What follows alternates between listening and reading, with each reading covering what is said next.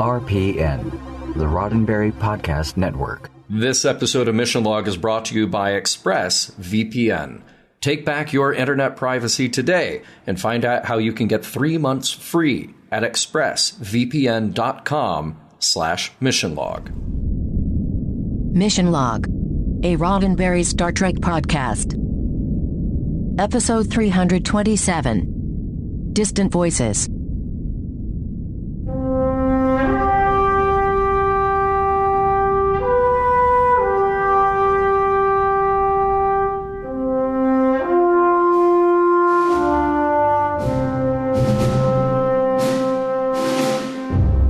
Welcome into Mission Log, a Roddenberry Star Trek podcast. I'm Ken Ray. And I'm John Champion. Ken, I don't want to do this early in the show. Something sounds a little wrong with your mic. That's because I'm playing with the sound, John, offering an audio illustration of this week's show title, Distant Voices. Oh, I get it. Yes, I thought you might. That's what we do on this show. We watch an episode of Star Trek. Then we analyze that episode of Star Trek, taking it apart for ideas and ideals and seeing whether the whole thing holds up today. As Ken said, this week it's Distant Voices, a.k.a. I am Julian Psyche and Bashir's brain, and also Inside Out in Space. We haven't done the alternate title thing in a while. I want to try. Can I try? Okay. Oh, please. I'm going to go with The Wizard of Oz Light. 6 characters in search of a point. And Let's Not Fight Club. Okay. Wow. That's very good. Hey, I've got trivia coming up in a moment. But first, I'm going to let you know how to get in touch with us. Mission Log Pod is the address to find us on Facebook, Skype, and Twitter. If you'd like to leave us a voicemail, we would love to hear your voice. 323-522-5641 is the phone number to call. 323-522-5641. Our email address is missionlog@roddenberry.com. Our show website, including discovered documents, is at missionlogpodcast.com. And please do remember, we may use your comments on an upcoming episode of Mission Log. And with that, we turn it over to the man with the trivia plan. Once again, ladies and gentlemen, Mr. John Champion. Why, thank you for that. Trivia for today's episode, Distant Voices. Well, the story credit goes to Joe Menosky. And as we know, Joe likes to bring quirky stories to life. See some of his other stories like on TNG, Clues, Time's Arrow, and of course, Masks. Now, his original pitch for this episode would have taken place off DS9 and would have used different characters from our regular cast. It was Ronald D. Moore who reined it in and set things closer to home, and of course brought our regular recurring cast to the forefront. Now, according to him, the original was kicked around the office for a long time before anyone committed to it, since it was so over the top with mythology and cultural symbolism. Joe has just one more DS9 story credit, then we will catch up with him again on Voyager. The teleplay is by Ira Stephen Bear and Robert Hewitt Wolfe. No intros needed there. Ira and Robert are two of the major script forces on DS9. And in this one, it was Ira who injected some of the humor elements into the story, like the flood of tennis balls. It was directed by Alexander Singer. As you may recall, Alex was working on Mission Impossible and really wanted to work on Star Trek back in the 60s, but he had to wait until the 90s, where the production finally hired him to direct Relics on TNG. 5 more TNG episodes followed, and we are right in the middle of his 6-episode run on DS9. He will also jump over to Voyager, where he will direct 10 episodes. Now, you have very extensive old age makeup for Alexander Siddig, full face, neck, hands. Process took about 4 hours to apply each day it was needed. Michael Westmore's work paid off, though. He got an Emmy for this one. Also up that year in the same category, Michael Westmore for makeup on the Voyager episode, Faces. Yes, and just in case there are any burgeoning medical students out there, preganglionic fibers and postganglionic nerves are real things, and they are nothing alike. We got our first mention of this in Q-Less in Season 1, and maybe, just maybe, this whole thing about Bashir messing up an easy question will come back. Stay tuned. Let's talk about guest stars. Well, of course, we welcome back Anne Gillespie as Nurse Jabara and Andrew Robinson as Garrick. We do have a Dabo girl who shows up in Bashir's mind. She is played by Nicole Forrester, and this role was her first professional acting gig. Many roles followed, including a recurring spot on Beverly Hills 90210 and Chicago Fire. She will turn up again in Trek with a guest spot on Enterprise. And Ken, she also turns up in a couple hundred episodes of a certain soap opera. General Hospital? No, The Guiding Light. Oh, The Guiding Light. I should have known. Yes, because sometimes you have a thing for The Guiding Light. I don't know what it is. So weird, right? Yeah. All right, we also have an intimidating alien called Altovar. He is played by Victor Rivers. Victor was born in Cuba, and then he went from a life of being in gangs to attending FSU on a football scholarship and then playing professionally. An acting career soon started after he left the NFL in 1982. He has guest spots on Miami Vice, The Flash, and he was in the movie Twin Peaks, Fire Walk with Me. He did voice work on Batman Beyond, and he plays Joaquin Murrieta in The Mask of Zorro, a real historical figure who, in the movie, was the brother of fictional Alejandro Murrieta, the new Zorro. And this is Victor's only Star Trek appearance.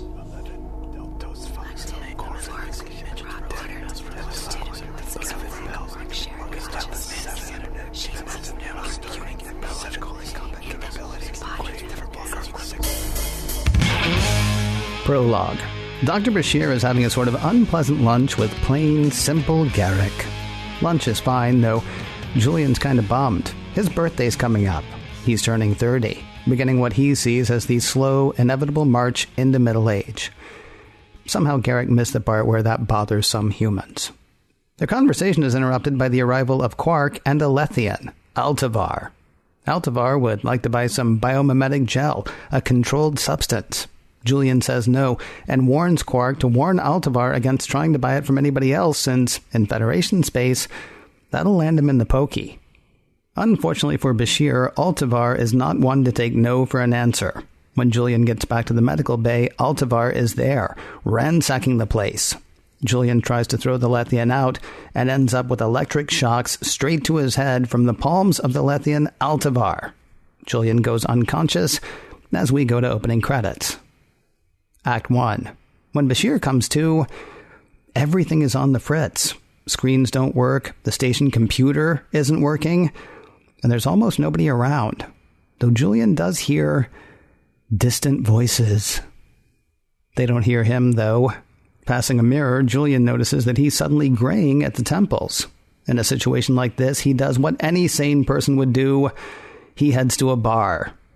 Quark's isn't hopping, though. Some unseen something is trying to destroy everything. Quark is cowering behind the bar. "He's going to kill us," he whispers. "He's going to kill us all." Julian tries to get Quark to come with him, but Quark says he's staying put until he runs away, screaming in terror. Taking a more subtle tack, Julian slinks away. Wandering the wrecked DS9, Julian comes across plain, simple Garrick. Garrick confirms what Julian's seen. Nothing's working besides basic functions. No one's around. Then Julian hears them again.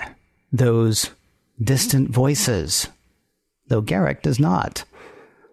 Garrick does note the graying at Julian's temples, though, so good.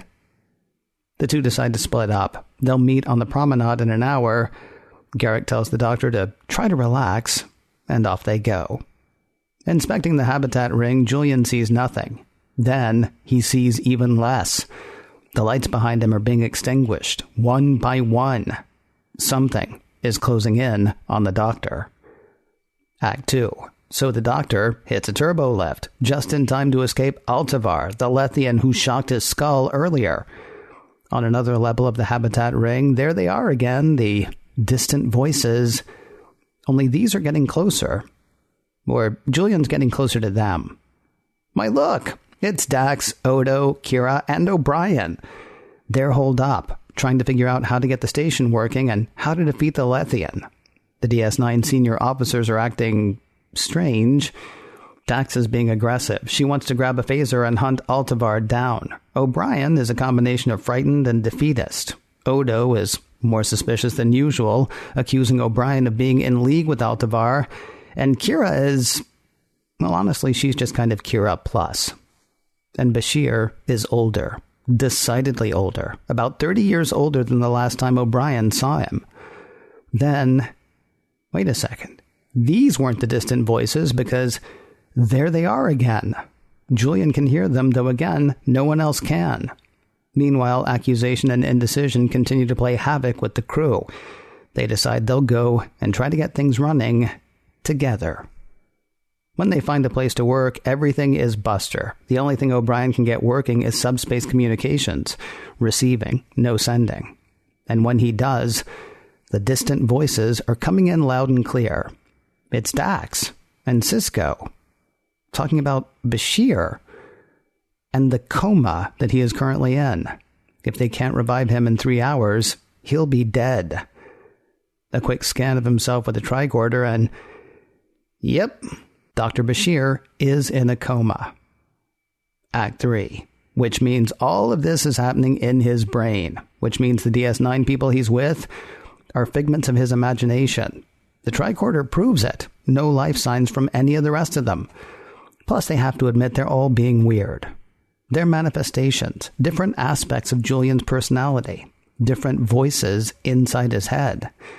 O'Brien represents his doubt. Kira is Julian's aggression. Odo is his sense of suspicion and fear, and Dax is his confidence and sense of adventure. And the Lethian, it's not trying to wreck the station, it's trying to wreck Julian's mind, which the station represents. So, if they can repair the station, Julian will wake up, though that may have to wait. The Lethian takes Dax, though when Julian chases after her, he ends up playing tennis with Garrick. Somehow Garrick is already hip to this whole thing being in Julian's head, so he's not even as surprised as the Doctor that they're suddenly playing a match. Garrick is being Garrick. He seems to have some idea of what's going on, though he's not saying much, except that they need to get to Ops to get things running again. Bashir sends Garrick to find Kira, Odo, and O'Brien, while Julian tries to make his way to Ops. On the way to Ops, Julian comes across a corridor full of injured people, all being tended to by Commander Sisko. Of course, it's not Sisko. Julian figures Sisko represents Julian's level of professionalism and skill. The Doctor will need that part of himself to get Ops back in order, though when the two head that way, the Lethian emerges from a wall and pulls Sisko into nothingness, leaving Bashir alone once again. On the run to Ops, Bashir encounters Altovar, the Lethian. Implacable. Phaser fire does nothing. Altovar says he's keeping Julian alive long enough to see every part of him die, piece by piece. Julian takes off, though Altovar yells after him that he cannot outrun death. Act 4. Still trying to get to Ops, Julian comes across a dead Kira and a dying Odo. Parts of Julian are dying. In the conduits, a hiding O'Brien says there's no hope, though he'll tag along with the Doctor. When they finally emerge in the Ops, they're not in Ops. They're just going around in circles. They're in Quarks, actually. And look, there's Julian on a table with a group of people betting on his mortality.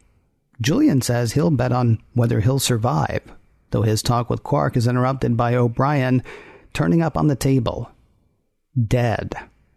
Quark deems all bets off and is killed by the suddenly present Lethian. On the run again, Julian trips and falls, landing at Garrick's feet on the promenade. Garrick says they need to get Bashir moving, but Bashir can't walk. He's broken his hip. Act 5. Garrick is borderline mocking Bashir. It was a good game, he says, but it's over. Your bones are brittle. You can't go on. But okay, Garrick will help Bashir to Ops. When they get there, though, the place is decked for a birthday party for the Doctor. Balloons, decorations, a pretty Dabo girl. But Bashir will not be dissuaded. He insists on continuing to the controls. Finally there, they can't find the proper panel to fix the computer. Bashir just keeps getting hit on the head with tennis balls. And Garrick is back to taunting Julian. And now Julian thinks he's not Garrick, and he's not part of Julian's mind. He's the Lethian, toying with Bashir, trying to wreck his mind. And the Lethian seems to admit it. Now, time to give up, just like he's always done.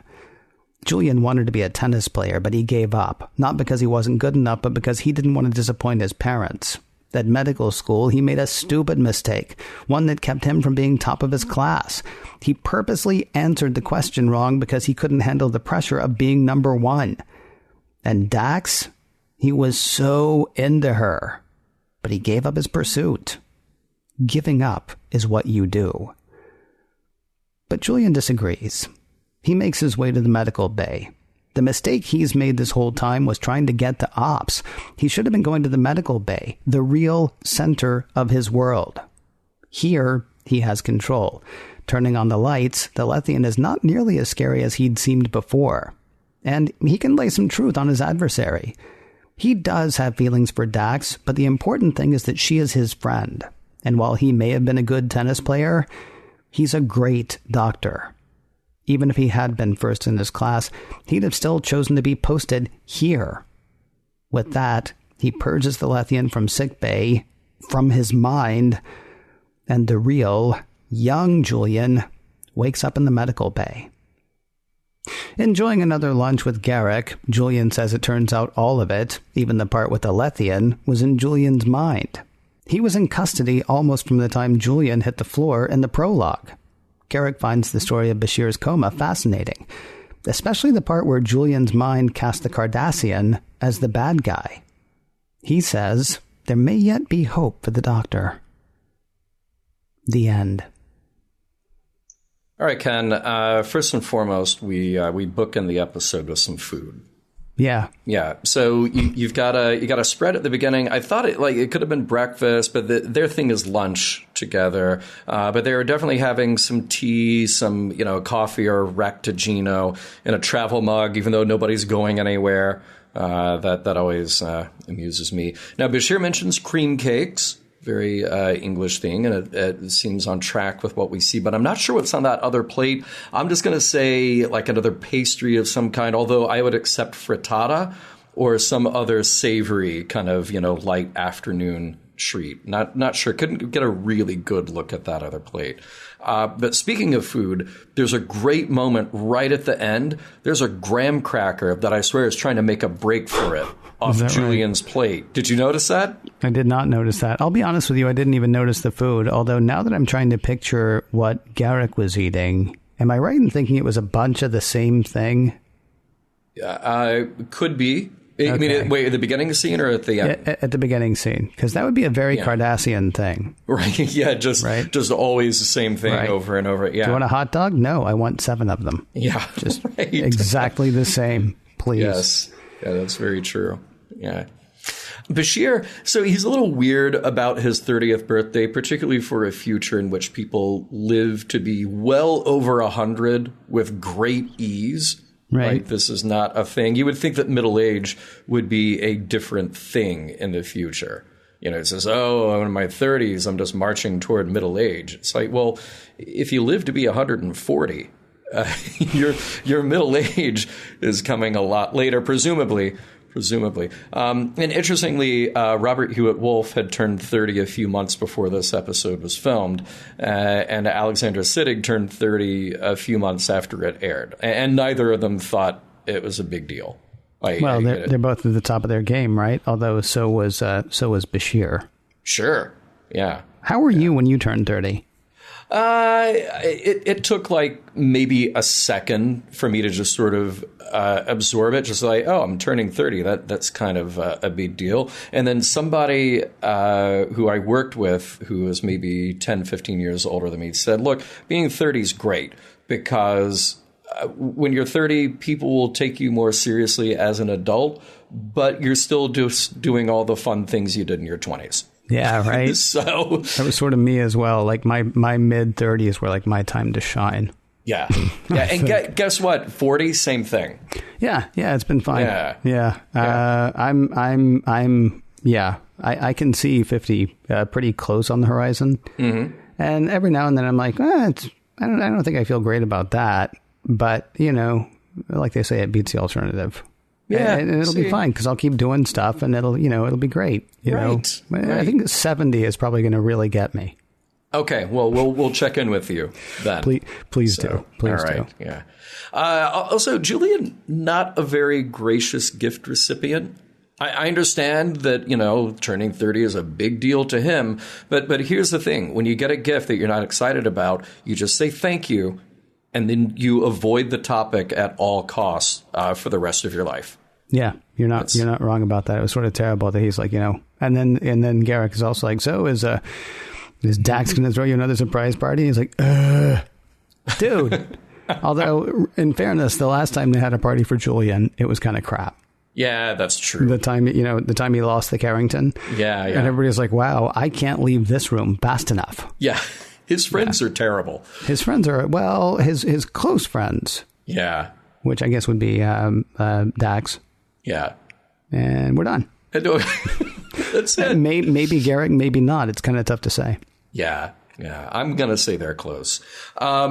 Now, I know that you like this idea of now we've got the Cardassian meal sorted out, like 7 hot dogs. I love that he says it, Enigma Tales, all the suspects are always guilty. Yeah. Just figure out exactly where they go. I would think that you would love that, too. And honestly, here's the thing. I was thinking about it because he says, because Bashir says that what's really exciting about a whodunit is not knowing who done it and figuring out who done it. And Garrick's like, no. The really exciting part is figuring out who did exactly what and exactly how, right? Yeah. And I'm like, that's Law and Order Criminal Intent, which I loved that show. That was the one that it was Eric Bogosian was on it for a time.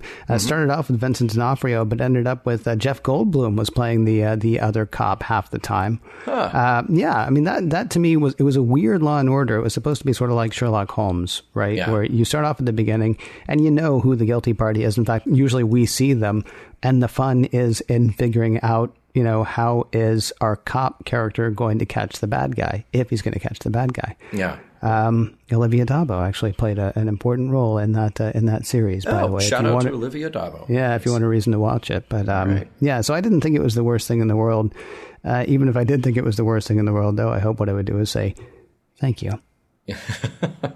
Hey, I mentioned the makeup in the trivia, and it's cool how we get 4 distinct age changes for Bashir in this episode. It's very interesting because his whole look changes. Like it's reasonable. You go like, yeah, okay, I could see him aging like that. But he goes from Reed Richards. I was going to say Reed Richards. Yep. Right. He goes from Reed Richards to full on Dave Bowman. Interesting. End. See, I was going to say Reed Richards, older Bashir, even older Bashir, Yoda. Right. Yeah. Just with a little makeup to hide the green. Yeah. He was very Yoda at the end of that. Exactly. I thought of Dave Bowman right away. Of course, pre-fetal Dave Bowman. It's not, you're not going full circle with that Dave Bowman. But yeah. Look, I know that this is not a thing in the episode, but it's the kind of thing that'll bother me unless we talk it out. I know that this is all only in Julian's mind, but there's that moment that he sees the replicator, and it's just constantly, there's just a stream of Tarkalian tea coming out of that replicator. So it's not a replicator, it's a food dispenser, like on the TOS NCC 1701? Well, no, I assume it's a replicator. It's just malfunctioning, like everything else on the station in Julian's mind. Okay, but a replicator just replicates, like it just manifests food, like on a little transporter pad. Right. This is a replicator now that it does that, but it also has a little spout at the top that just oozes tea. Effectively illustrating how broken it is. Okay. That's what I'm saying. All right, so you have to say, okay, hey, replicator, replicate a thing that is like a little spout that just oozes tea. And don't stop until I tell you to stop. See, I can't believe that that's where you're going to get stuck, though, because I'm stuck on the part, honestly, in the prologue where, somebody comes to Quark and says, I need to buy some drugs. And real Quark would be like, step right this way.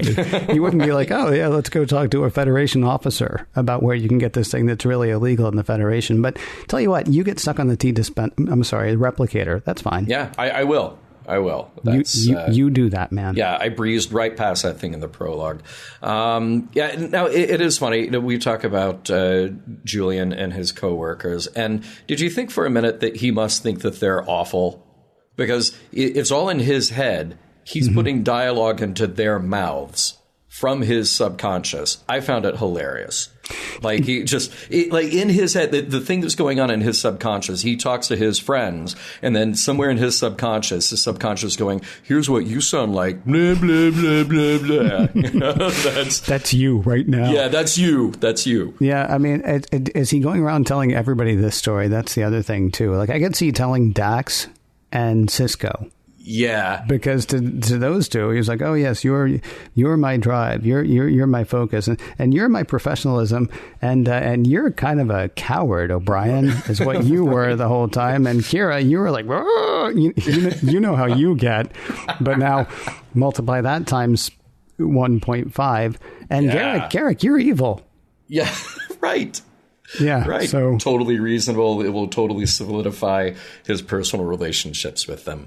And then he gets to the point of, so what does the Lethian represent? Well, Bashir, he's a real Lethian, and I kept thinking, in a way, all of us, we have our own Lethian. Some it might be shyness or a lack of education. But for you, Bashir, the Lethian is a big, dangerous alien who wants to kill you. You see, I don't think he is, though.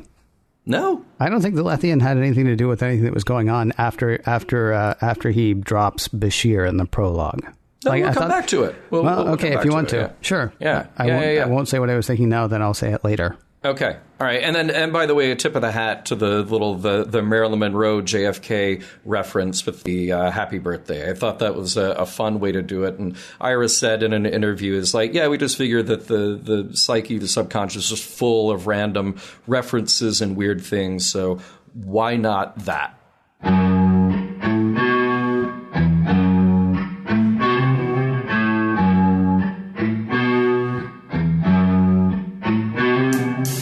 This is my imitation of Altovar. Hello. I would like to buy some drugs. Stealth -20. He really put the B in subtle. We'll be hearing more distant voices in a moment. But first, a word from ExpressVPN. I'm traveling again soon, John. Again? So soon? I know, right? It's a thing that I do. Once I start traveling, I apparently don't stop. I mean, I do stop because here I am right now. But yes. Yeah, I'm going to be traveling again soon, and very happy to be bringing ExpressVPN along with me. For people who don't know what the VPN stands for Virtual Private Network. And what that basically is a way to talk securely between two computers, say your laptop and your bank's computer, or, even your email. Basically anything that you want to keep keep the communication safe, you'd want a VPN for that.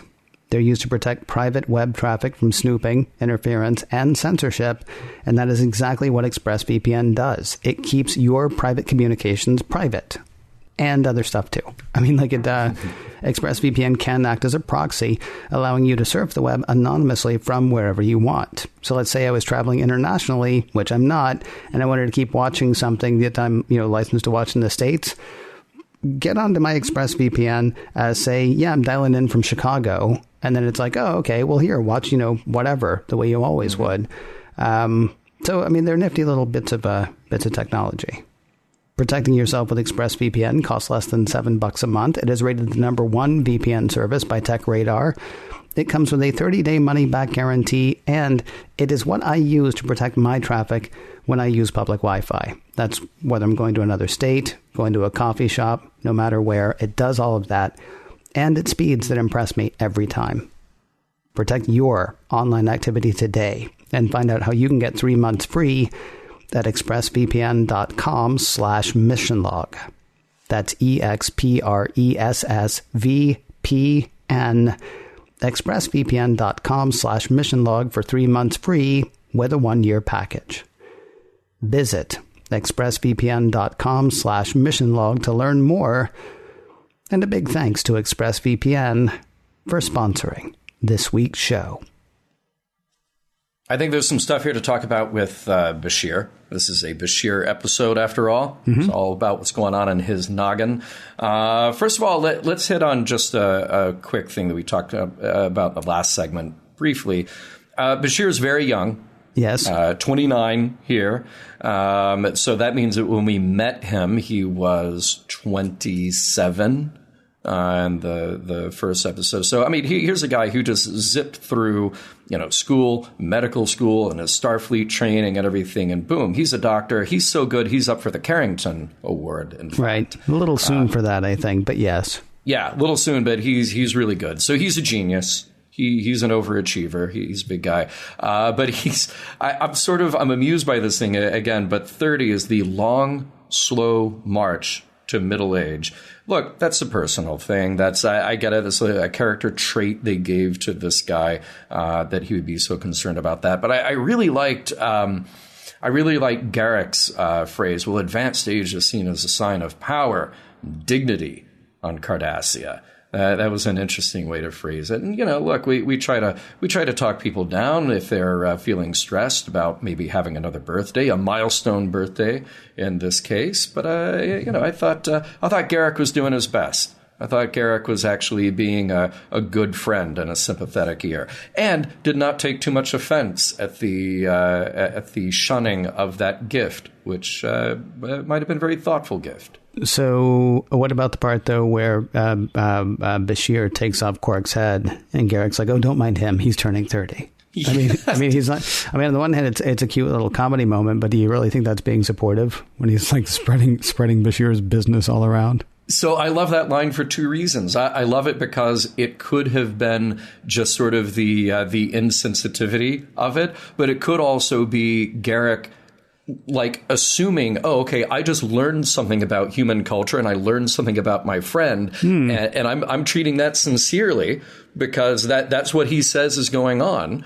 So, of course, somebody else who doesn't understand, you would say that to protect your friend. You say, oh, don't mind him. He's turning 30. And I didn't understand that until now, but you get it, of course. That's interesting. Part of me wishes that he had been having this conversation with Dax. Because Dax has turned 30 at least 7 times. Right. She has. Well, I mean, I don't know. Actually, Jadzia probably isn't 30 yet. But, okay, well, she was like, I think when we met her, I think they said something about her being around 28 or so. So, okay, so presumably she's 30 now. Okay. And how do the Trill celebrate their birthdays, by the way? Oh, like crazy people. Well, okay, but is it happy birthday to the host or happy birthday to the symbiont? And like which one, or do they have 2 birthdays a year or more? Because I don't even know, Trillelium, what's the name of their planet? Planet Trill? Trill Town? Trill Vegas. I don't know like what the orbit around their sun is. It could be like every 90 days could be another birthday for... Come to think of it, maybe the Dax symbiont isn't that old. It's just their planet goes around their sun really fast. So fast. Maybe he's actually like 18. Yeah, right. Which would also be kind of fun. That would be, yeah. Look, either way, I think they have a blast. They have a great time. But it might have been interesting to have, I mean, because for Julian to have that conversation, I remember one of my youth leaders who I thought was one of the coolest guys ever. He was a freelance writer, still is as far as I know. Had just a tremendous amount of success as far as I was concerned, but I was 15 or 16. I remember when he turned 30, and he freaked out to the point that I could see it. And I was asking, other people, other youth leaders, like, what's going on with Mike? And they're like, oh, he's turning 30. I'm like, and sounds awesome, to me. It would have been interesting to have him have that discussion with somebody who actually did understand, like maybe Dax, who's done it a million times, or Cisco, who is, 30 something, early 40s, maybe. Sure. Maybe somebody who knows what he's talking about, as opposed to the guy who has no idea what he's talking about. Right.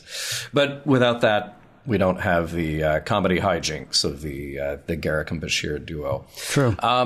All right, so you brought up the Lethian, and I brought up the Lethian before, and I think the thing that's going on here is we're left with not enough specific detail. But the thing that stuck in my head is I was wondering what was happening with the Lethean immediately after the fact. Immediately after he zaps Bashir, and then we learned that Odo arrested him right after. Bashir said he didn't get 2 meters out until Odo arrested him. But here's the thing. I got the impression that the psychic connection, the psychic torture, was ongoing. Yeah, I don't think so. Well, why don't you think so? And then because they said at the very end, it turns out he was arrested almost immediately. I assume that he would have to be somewhere doing something if he's still going to be controlling Bashir. I really did feel like the whole thing was, honestly, all of it was happening in Bashir's head, which is how he was able to exercise him so easily at the end. Like, once he realizes, then all he has to do is push the right button and make him go away, right? Yeah.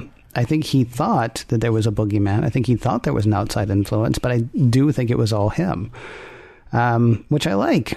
I like the fact that the parts that Julian needs to stay with him, represented by Odo, Kira, O'Brien, and Dax, or maybe not even the parts that he needs. Like, certainly he doesn't need the suspicion that Odo has. He doesn't need the fear that O'Brien is exhibiting. But just like Kirk and The Enemy Within, it's going to be with him no matter what. So he can run from that, or he can take it with him. He can say, all right, this is part of me, and I know this is part of me, so I need to work with this because, all of these parts of me are, part of who I am. And so literally when he's trying to figure out how he's going to fix things, he takes every part of himself with him. Which the lizard brain panic, represented by Quark, and the parts of him that would try to sabotage himself, represented by Garrick as the Lethean, and then later just as a Lethean, that he doesn't need. And so that he is fighting, he's trying to stay away from, he's trying to get rid of. And he does. He gets shut of it, right? Well, he doesn't really get shut of Quark. Quark takes off and runs. See also, lizard brain panic. But he spends his time either trying to get away from the thing that's trying to sabotage him, which is the Lethean, or trying to fight it. Either way. But I mean, just the ease with which he got rid of him in the end. And I think it was also Garrick saying, so in all of this, you cast me as the evil. That wasn't the Lethean doing anything. It was all happening in Bashir's brain, it seems to me, including the Lethean still doing stuff. The Lethean was just his fear and his doubt, trying to get him. Yeah, and see, I get that everything is definitely happening in Bashir's brain. I guess that, it's one of those unfortunate things about a sci-fi premise is that you present this very interesting idea that this is what Lethians do. This is how they kill their enemies, or at least in some cases they do this. Who knows? They might have phasers as well. But this is the way that a bee sting would affect you in one way. That's what the bee does. It inserts that little stinger in you, and then there's a venom, and then you hurt for a very long time. But this is what a Lethean does, is they come up and they grab your head, and then the psychic attack, the psychic venom begins. And I was sort of left with the impression that, Bashir's psyche is creating all of this stuff, but there is an element to that is outside of him, that is just whatever influence the Lethean leaves behind, whatever bit of psychic energy, whatever bit of psychic, quote unquote, venom the Lethean has inserted into his brain. And that Bashir actually has to fight that mentally again. But the way he does it, the way he fights it, is he's relying on all these other voices, these other characters in his head, which are representative of the many fractured pieces of the human mind. See, what I wish it had been explained more clearly, because I think you could write the story in just the same way of... There's a Beta Zed who's on the station who hates Bashir for some reason, and then he gets, he tries to drop a crate on Bashir's head. The only problem there, of course, is the Beta Zeds can do the same thing as far as getting inside your mind and playing with it, right? Yeah. It felt to me like it was just like we had something happen in the first 30 seconds or the first minute and a half, And then everything else that happened was independent of all of that. It was just Bashir's coma story. It was just Bashir's examination of things that scare him. He'll take things that scare him for 300, John. I like it. That is an episode of Jeopardy that I would love to watch.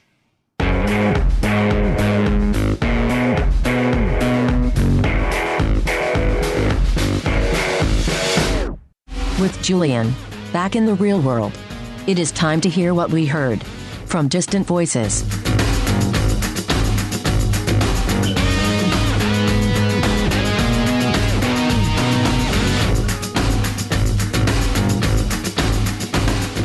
Distant Voices, John. The episode is called Distant Voices.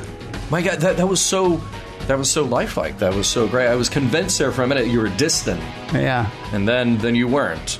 Well, a funny story about me. I actually am. Wow. I'm very distant. It's a part of the show where we talk about the messages, morals, and meanings and try to figure out whether the episode stands the test of time. Why don't we start with that one? The part where the episode holds up, we decide for ourselves, not for you. Hey, every episode of Star Trek is somebody's favorite episode of Star Trek, or almost everyone anyway. This might be yours, and that's okay. For us, though, we're trying to figure out whether this episode holds up, and we start with that. John, does this episode hold up as far as you're concerned? So it is a really clever way to make a bottle episode. You know, a bottle meaning we don't have any locations we have to go to. We don't actually have to bring in a lot of extra actors or create new concepts here. You just shoot on your existing sets. And they did a good job of that. I was reading in Terry Erdman's book about how they approached the lighting from kind of the opposite way than they would a normal episode, just to say they just turned everything off. And then they went and just turned on the little accent lighting around to give it this kind of cool, creepy look. So it was creative and it was clever in that. And it was also a clever and creative way to use your existing cast. Let them play something different by having them all as manifestations in Julian's head. So it was very moody and stylistic. And Sid is great in this. It is not the easiest thing for a young actor to play old. We've seen it done well. We've seen it done poorly. There are some interesting reveals and a little depth about the Bashir character here. Maybe not a ton, but it's interesting stuff. And look, he carries the episode. I saw in an interview that he's in all of the episode except for like 15 seconds of footage. So that's pretty tremendous. But here's the problem. So I'm not satisfied with the solution at the end, because it just sort of leaves me with, okay, well, what did he do? He just decided, I'm stronger than you, so I'm going to fiddle with this computer, and now I'm okay. But look, the be-all and end-all of an episode's worthiness is not whether it holds up to repeated viewings, but in this case, I think it's an important factor for me. We have an interesting premise, but the twist, I feel like, is just given away far too early, or I got what was happening here far too early. So it just feels like we're marking time until we get to the end. Sometimes the Twilight Zone has that problem where you have this interesting premise and you just sort of know the twist, or it's telegraphed right at the beginning, and you're just waiting until the characters figure it out at the end of the episode. So, yeah, there are these fun psychodrama moments in here. But at the end of the day, what does it add up to? What does anybody learn at the end of the day? Again, it's just Bashir going, I figured the thing out. I'm going to be stronger than you. And here we go. So it doesn't hold up, and it's too bad that it doesn't hold up, because he's so good in it. It's a visually interesting episode. Something that I didn't mention in the trivia was how the director, Alex Singer, decided to shoot. Remember that long scene in the conference room or the wardroom where you have Bashir's first encounter with everybody in the same room, and it's a 5-page scene, so it's like 5 minutes long, and they shot it all as one uninterrupted take. And they did that like 5 times. They settled on I want to say they settled on the 5th take. So maybe they shot it 6 times, so they settled on the 5th take. And they just punched in with some cutaways to reactions and some individual lines in there. So it's really unheard of in TV. It's very difficult to do. They rehearsed a lot, which you don't do in TV, so they could coordinate and choreograph the actors' movements with the camera movements to get that master take. So there's technically some cool stuff going on here, but I just, every time that I rewatched it for our recording, I didn't feel like I got anything new out of it. And that's unfortunate because there's stuff to like here, but I don't feel like it holds up. What about you? Yeah, so when you said in trivia that it was Joe Menosky, of course it was. Yeah, right. Because he's got to bring the weird. Well, it's not just bringing the weird, because I'm fine with bringing the weird, but he has done 2 episodes in particular of Trek that I can think of that felt like they should be important, that weren't. Masks and Dramatis Personae. For Masks, for people who don't remember, the Enterprise D and TNG encounters some sort of relic-y, sort of like a satellite or something. Yeah. And it ends up wanting to teach everybody about itself, and so it takes over the Enterprise and nearly destroys it, and everybody's wearing masks, and that's a thing. And Dramatis Personae, that was the one that you and I thought, that was Deep Space Nine. I can't remember what the thing was that happened here, but basically everybody ended up taking parts in like a really old battle that happened, like a dramatic sort of like Julius Caesar kind of thing. It's the alien consciousness trying to impose its memories or playing itself out in their minds. Right, but in a very violent way, sort of like the Mad King from Game of Thrones, or, Othello or something along those lines, Macbeth maybe. And both of those, it felt like, could have been stories that said something, and they had trappings of being very important. But then when you try to figure out what they're saying, it's like, oh, well, it turns out nothing. I didn't realize that this was a Joe Menosky episode, except while I was rewatching for our recording, one of the times I thought, this feels like Masks. It feels like there should be something important said here, but there isn't. Now, I think to the point of everybody has fear, everybody has doubts, everybody wonders whether they did the right thing, right? That can be an important message to relay. The problem is you're relaying it about one of the galaxy's most brilliant doctors who, if he had decided not to go into medicine, could have been a tennis pro. And by the way, anytime he wants to get with a lady, he pretty much just tells one of the most boring stories you've ever heard, and still that works. This is not, okay, maybe we all have self-doubt, but I'm not going to feel like that's as inspirational when it's coming from could have been a tennis pro, ended up being a world-famous doctor instead, or a world's famous doctor instead. Had we seen him deal with this kind of thing, had we seen like tinges of regret from him in the past, then it might be a bit more believable. I went to, I can't remember the name of the episode, Tapestry, I think it is. The one where Picard got stabbed in the back by the Nausicaan, and then I think Q gives him a chance to see what his life would have been like in another way. Sort of like It's a Wonderful Life, right? And we hadn't seen a lot of that kind of regret from Picard, but I feel like we had seen just enough of that kind of regret from Picard that worked. We've never seen Bashir questioning himself. We've never seen Bashir wondering whether or not he did everything that he should have done. We've never seen any semblance of doubt in his mind, I don't think. And I'm fine with that. I think he's a suave character at this point. I think he's a good character at this point. But then when you want to say, oh, and look, he's also human, it's not what I'm going to Bashir for. Not to this point anyway. He was the horrible puppy dog. He has matured a bit. And then we get this, and it's like, oh, that's a thing that Julian does? all of a sudden because we need him to this week. I will tell you, just as a funny aside, I wondered if they told us with Garrick's gift in the beginning, if they were telling us not to be bored by what was going to happen, because you said the twist came too early.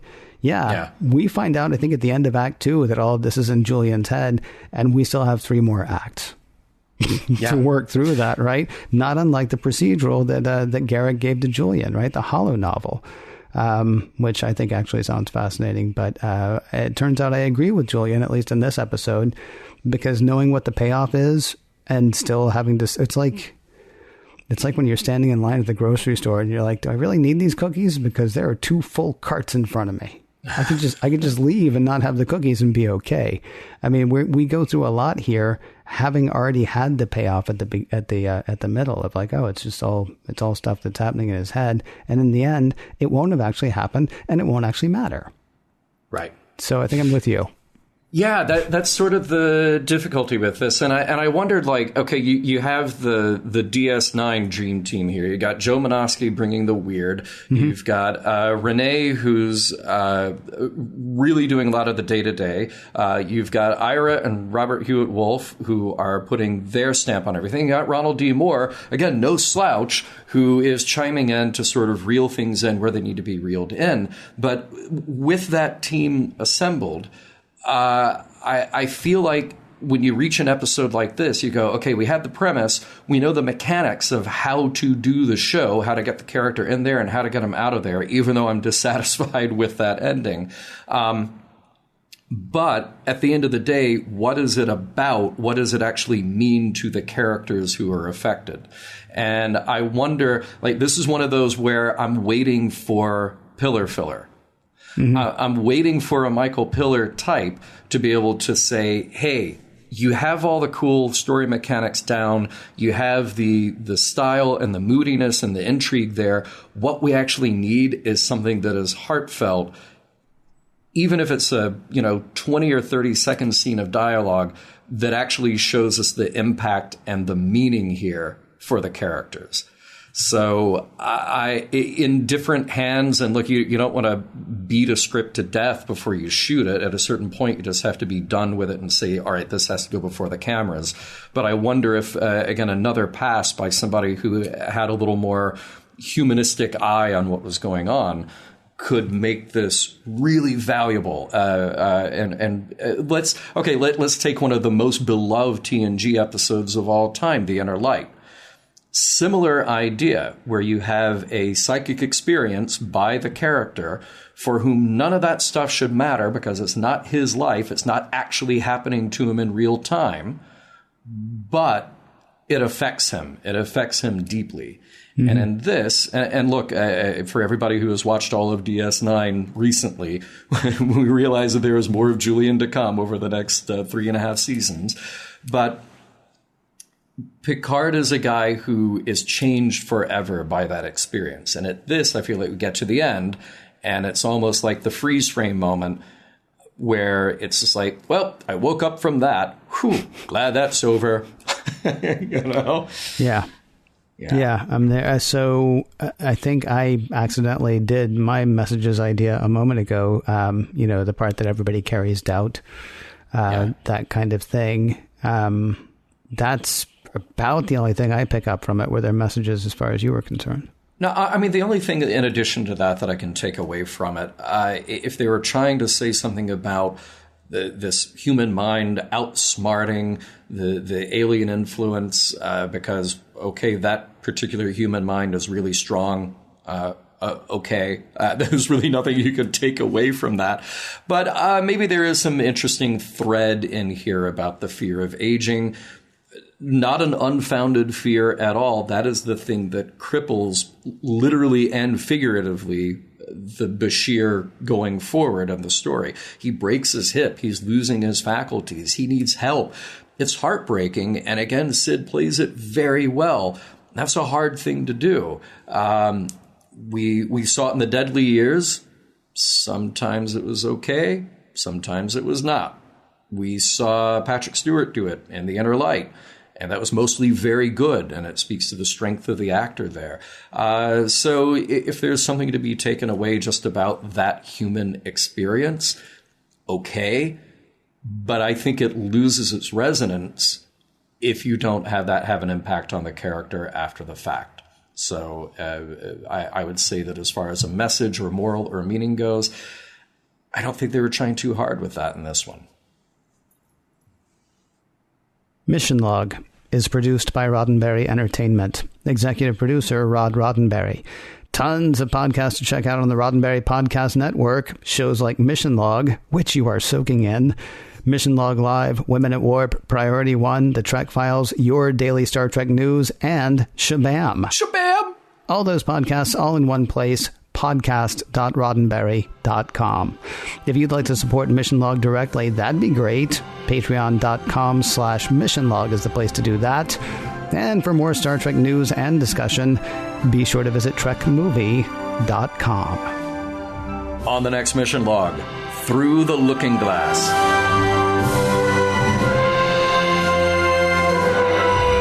Some of the music for Mission Log provided by Warp 11, online at warp11.com, and from the album Messages by Key Theory, free to download at kitheory.com. In Julian's coma, why was it the computer? That did not work. Carbon chauvinism, through and through.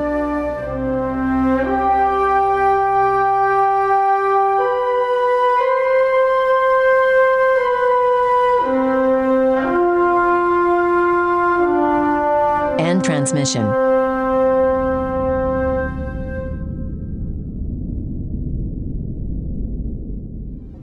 Podcast.roddenberry.com, the Roddenberry Podcast Network.